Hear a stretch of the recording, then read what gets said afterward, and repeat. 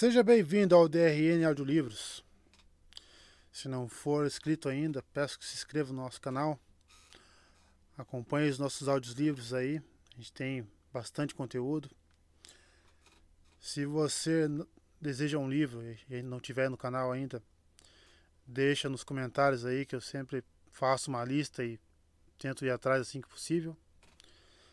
Se quiser nos dar uma força, a gente tem o Apoia-se, o Seja Membro e também o Pix. Sempre fica na descrição do canal e na descrição dos vídeos. E muito obrigado por estar acompanhando a gente nessa jornada. E vamos para as nossas leituras. Capítulo 23. Ligada. A luz a destroçou, fibra por fibra. Dilacerou-as em partículas minúsculas que se espalharam queimando, vagando em chamas para sempre, para sempre. Egwene saiu do arco de pedra, gelada e rígida de raiva. Queria que a gelidez da raiva se opusesse à queimaduras da memória. Seu corpo ainda carregava a memória do fogo, mas outras lembranças ardiam e marcavam com mais força. Raiva fria como a morte. É esse o meu destino? Inquiriu. Abandoná-lo todas as vezes? Trair, fracassar todas as vezes? É este o meu destino? De repente, percebeu que as coisas não estavam como deveriam. A Amerlin estava presente, como Egwene sabia que estaria, junto com uma irmã com o chale de cada aja, mas todas a olhavam com preocupação. Em cada ponto de encontro dos arcos estavam sentadas na pedra nua duas outras Aes Sedai, com os rostos suados. O terangrial emitia um zumbido, quase uma vibração, e intensas faixas coloridas rasgavam a luz branca dentro dos arcos. Um brilho suave de saidar envolveu Sheriam por um breve instante, quando ela pousou a mão na cabeça de Egwene, causando-lhe mais um calafrio. Ela está bem. A mestra das noviças soava aliviada. Não está ferida. Era como se não esperasse por aquilo. As outras Aes Sedai que observavam Egwene pareceram aliviadas. Elaida soltou um longo suspiro. Depois correu para o último cálice. Apenas as Aes Sedai próximas ao terangrial não relaxaram. O zumbido enfraqueceu e a luz começou a tremeluzir, sinalizando que o objeto estava começando a voltar ao normal. Mas as Aes Sedai ainda pareciam lutar com todas as forças. O que aconteceu? Perguntou Egwene. Fique quieta, disse Sheriam com delicadeza. Por enquanto, apenas fique em silêncio. Você está bem, é isso que importa. E precisamos concluir a cerimônia. Elaida aproximou-se, quase correndo, e entregou o último cálice de prata a Amerlin. Egwene hesitou por um instante e se ajoelhou. O que aconteceu? Bem devagar, Amerlin despejou o conteúdo do cálice na cabeça de Egwene. Você está lavada de Egwene Alver, do campo de Emond.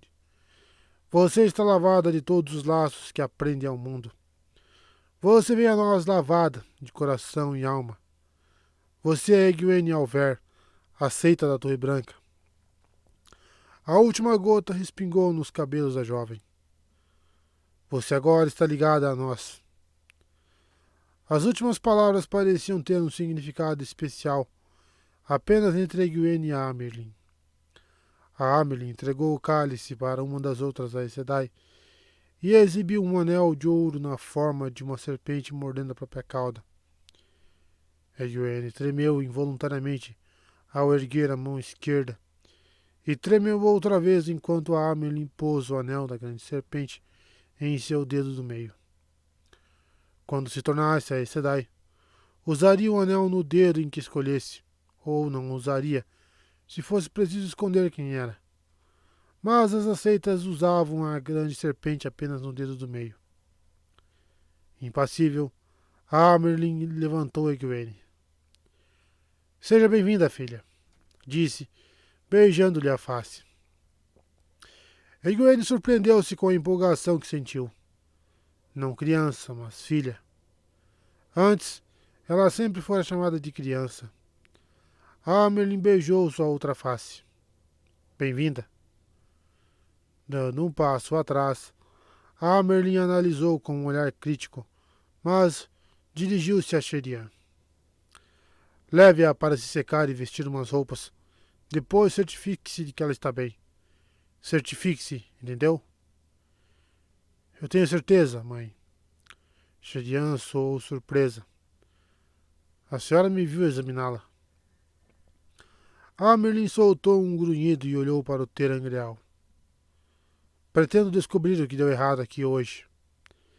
Ela avançou na direção em que seus olhos estavam cravados, com passos rápidos e seguros, as saias balançando. A maioria das outras Aes Sedai juntou-se a ela ao redor do Terangreal, que então era apenas uma estrutura prateada de arcos sobre aros. A mãe está preocupada com você, disse Sherian, enquanto levava Egwene para um canto, onde havia uma toalha grossa para o cabelo e outra para o corpo. Ela tem motivo? Perguntou Egwene. Merlin não quer que nada aconteça a seu cão de caça antes que o cervo seja abatido. Sherian não respondeu. Apenas franziu de leve a testa. Aguardou Egwene se secar e entregou-lhe um vestido branco com 7 faixas na barra. Ela vestiu a roupa com uma pontada de decepção. Era uma seita. Tinha o anel e o vestido com as faixas. Por que não me sinto diferente? Elaida aproximou-se, trazendo o vestido e os sapatos de noviça de Egwene, além do cinto e da bolsa. E os papéis que Vayne havia entregado a ela nas mãos de Elaida. Egwene forçou-se a aguardar o que a mulher lhe entregasse a trouxa em vez de agarrá-la. Obrigada, Aes Sedai. Tentou dar uma olhadela furtiva nos papéis, mas não soube dizer se alguém tinha mexido neles. O barbante ainda estava amarrado. Como vou saber se ela não leu tudo? Espremeu a bolsa escondida sob o vestido de noviça e sentiu o estranho anel, o Terangreal, do lado de dentro. Pelo menos isso ainda está aqui. Luz. Ela poderia tê-lo levado. E não sei se eu teria me importado. Sim, teria. Acho que teria. O rosto de Elaida estava tão frio quanto sua voz. Não queria que você fosse aceita hoje à noite. Não por temer o que aconteceu. Ninguém poderia prever uma coisa dessas. Mas pelo que você é. Uma bravia. Egwene tentou protestar, mas Elaida continuou, implacável, como um vento glacial. Sim, sei que você aprendeu a canalizar instruída pelas Aes Sedai, mas ainda assim é uma bravia. Bravia no espírito. Bravia nos modos. Você tem um potencial enorme. Caso contrário, não teria sobrevivido a esta noite. Mas o potencial não muda nada. Não acredito que você algum dia venha a fazer parte da Torre Branca. Não do jeito que todas nós fazemos. Não importa em qual dedo use o anel. Teria sido melhor se tivesse se contentado a aprender o suficiente para sobreviver e voltado para sua aldeia pacata. Muito melhor. Ela se virou e saiu da sala a passos largos. Se ela não for da Aja Negra, pensou Egwene com amargura. É quase isso. Você poderia ter falado alguma coisa. Poderia ter me ajudado. Eu teria ajudado uma noviça, criança, retrucou Sherian muito calma, e Egwene estremeceu. Voltara a ser chamada de criança. Tento defender as noviças quando é preciso, pois elas não são capazes de fazer isso sozinhas. Você agora é uma seita. Já é hora de aprender a se defender. Egwene examinou os olhos de Sherian e se perguntou se a ênfase na última frase teria sido sua imaginação. A mestra das noviças tivera tanta oportunidade quanto Elaida de ler a lista de nomes e concluir que Egwene estava mancomunada com a Aja Negra. Luz, você está começando a suspeitar de todo mundo. Melhor do que morrer ou ser capturada por 13 delas e... Ela interrompeu a linha de pensamento mais do que depressa. Não queria aquilo martelando em sua cabeça. Sherian, o que aconteceu hoje? Perguntou. Não me enrole. A mulher ergueu as sobrancelhas quase até o alto da testa. E Egwene corrigiu a pergunta. Quer dizer, Sherian Sedai. Peço perdão, Sherian Sedai. Lembre-se de que ainda não é uma Aes Sedai, criança. Apesar da rigidez da voz, um sorriso formou-se nos lábios da mulher, mas desapareceu assim que ela continuou a falar. Não sei o que aconteceu. Só sei que creio piamente que você quase tenha morrido. Quem sabe o que acontece com as que não saem do Terangreal? Perguntou Alana, juntando-se a elas. A Irmã Verde era conhecida pelo gênio forte e pelo senso de humor, e diziam que era capaz de ir de um a outro em um piscar de olhos. Mas o olhar que ela lançou a Egwene era quase acanhado. Criança, eu deveria ter interrompido tudo quando tive a chance. Quando comecei a perceber a reverberação. E ela voltou. Foi isso que aconteceu. Voltou 1000 vezes mais forte. 10.000. O Terangreal parecia quase estar tentando interromper o fluxo de Saidar, ou se desintegrar no chão. Peço desculpas. Embora palavras não sejam suficientes pelo que quase aconteceu a você. Por causa do primeiro juramento, você sabe que digo a verdade. Para mostrar meu remorso, pedirei à mãe que me deixe dividir seu tempo nas cozinhas e suas visitas a Sheria. Se eu tivesse feito o que deveria, não teria posto sua vida em risco e pretendo reparar meu erro. Sherian soltou uma risada escandalizada. Ela nunca permitirá isso, Alana. Uma irmã nas cozinhas, que dirá... Nunca se ouviu falar de algo assim. É impossível. Você fez o que julgou certo. Não tem culpa nenhuma. Não foi culpa sua, Alana Sedai, concordou Egwene. Por que Alana está fazendo isso? Talvez queira me convencer de que não teve nada a ver com o que deu errado. E talvez queira me vigiar o tempo todo. Foi a imagem de uma Aes Sedai orgulhosa, com os cotovelos enfiados em panelas gordurosas, 3 vezes por dia, só para vigiar alguém, que a convenceu de que estava deixando sua imaginação ir longe demais. Porém, também era impensável que Alana fizesse o que disse que faria. E em qualquer um dos casos, a Irmã Verde de certo não tivera a chance de ver os nomes enquanto cuidava do Terangreal. Mas, se Ninaeve estiver certa, ela não precisaria ver os nomes para querer me matar, se for da Aja Negra. Pare com isso. Não foi mesmo, de verdade. Se eu tivesse feito o que deveria, insistiu Alana, isso nunca teria acontecido.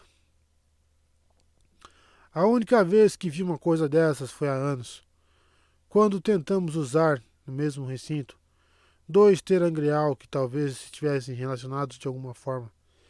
É extremamente raro encontrar 2 assim. Ambos se desintegraram e todas as irmãs que se encontravam em um raio de 100 passos tiveram uma dor de cabeça tão forte que foram incapazes de canalizar sequer uma gota por uma semana. Qual é o problema, criança? Egwene espremera a mão dentro da bolsa até o anel de pedra retorcido formar uma marca em sua palma por cima do tecido grosso. Estava quente? Luz, a culpa foi minha. Nada, Lana Sedai. Aí, Sedai, a senhora não fez nada de errado. Não há motivo para dividir minhas punições. Motivo nenhum. Um tanto veemente, observou Xerian, mas correto. Alana apenas balançou a cabeça. Aí Sedai, continuou Egwene devagar. O que significa ser da Aja Verde? Sherian regalou os olhos, bem-humorada, e Alana abriu um largo sorriso. Mal pôs o anel no dedo, respondeu a irmã verde. E já está pensando em que Aja escolherá? Primeiro, você precisa amar os homens. Não digo estar apaixonada, mas amá-los. Não como as azuis que só gostam de homens desde que compartilhem de suas causas e não fiquem no caminho. E sem dúvida não como as vermelhas que os desprezam, como se cada um deles fosse responsável pela ruptura. Ao Viarim, a irmã branca que viera com Amerlin, lançou-lhes um olhar indiferente e continuou andando. E nem como as brancas, completou Alana com uma risada, que não tem lugar em suas vidas para qualquer tipo de paixão. Não foi o que eu quis dizer, Alana Sedai. Quero saber o que significa ser uma irmã verde.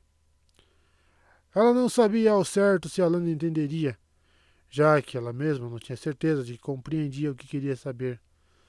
Mas Alana sentiu devagar, como se entendesse.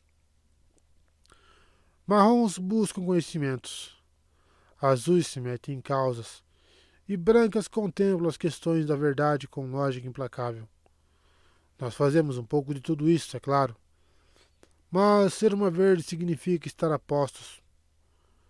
Um tom de orgulho transparecia na voz de Alana. Nas guerras dos Trollocs éramos conhecidas como a Aja Guerreira. Todas as Aes Sedai ajudavam onde e quando podiam, mas apenas a Aja Verde estava sempre ao lado dos exércitos, em quase todas as batalhas. Éramos a oposição aos Senhores do Medo, a Aja Guerreira. E agora continuamos a postos, aguardando que os Trollocs invadam o sul mais uma vez, à espera de Tarmon-Gaidon, a última batalha. Estaremos lá, e é isso que significa ser uma verde. Obrigada, Aes Sedai, respondeu Egwene. É isso que eu era? Ou o que serei? Luz queria tanto saber se aquilo foi real, se teve alguma relação com aqui e agora. A Amerlin se aproximou e todos se curvaram em misuras profundas. Você está bem, filha? Perguntou ela a Egwene. Seus olhos captaram a ponta dos papéis das mãos de Egwene, que se projetavam por debaixo do vestido de noviça, e voltaram-se para o rosto dela no mesmo instante. Saberei o motivo dos acontecimentos de hoje antes de terminar por aqui. Egwene enrubesceu. Estou bem, mãe. Alana surpreendeu Egwene ao pedir a Amerlin exatamente o que disse que pediria. Nunca ouvi falar de uma coisa dessas, vociferou a Amerlin. O dono do barco não se mete com os estivadores, mesmo se tiver enfiado o barco em um lodaçal. Ela olhou para Egwene e estreitou os olhos, preocupada e irritada. Compartilho de sua preocupação, Alana. Seja lá o que essa criança tenha feito, não merecia isso. Muito bem. Se vai acalmar seu coração, pode visitar Sherian. Mas isso fica estritamente entre vocês duas. Não aceitarei que as cidades sejam expostas ao ridículo, nem mesmo dentro da torre. Egwene abriu a boca para confessar tudo e deixar que elas levassem um anel. Eu nem quero essa porcaria, na verdade. Mas Alana se antecipou. E a outra punição, mãe? Não seja ridícula, filha. A Amerlin estava com raiva e soava ainda mais irritada a cada palavra.